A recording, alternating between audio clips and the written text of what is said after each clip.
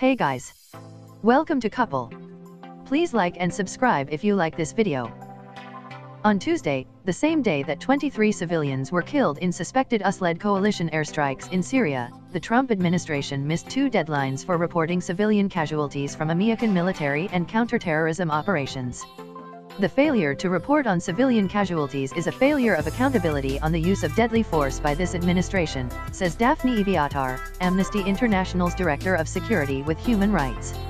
The public has the right to know when and how military operations have caused civilian casualties, where these operations took place, what weapons were used, and if lethal force was used lawfully.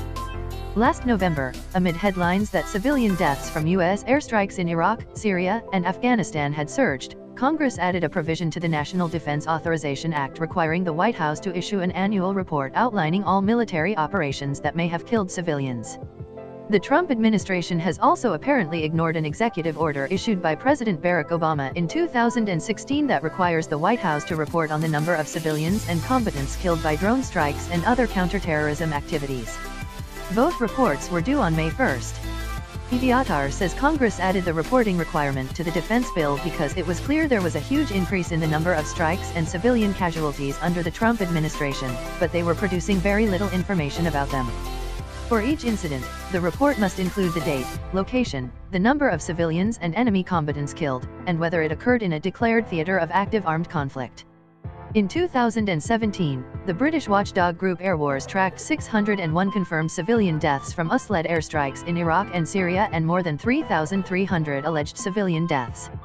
Last fall, an 18-month investigation by the New York Times Magazine exposed the massive gap between the number of officially acknowledged civilian deaths in the war against ISIS and those documented by the reporters, who found that civilians were killed in 20% of coalition airstrikes, a rate more than 30 times higher than that reported by the coalition. Official reports routinely underestimate the number of civilians killed in attacks conducted by the United States and its allies.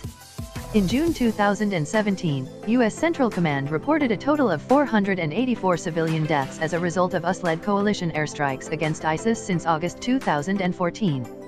However, Airwars put the number at 3,800. It has since revised the number to at least 6,200. The Washington Post reports that Trump has not rescinded Obama's executive order requiring more casualty reporting, though a White House spokesman told the paper that it could be withdrawn. The executive order that requires the civilian casualty report is under review, the spokesman said, without saying who is conducting the review or when it might be finished.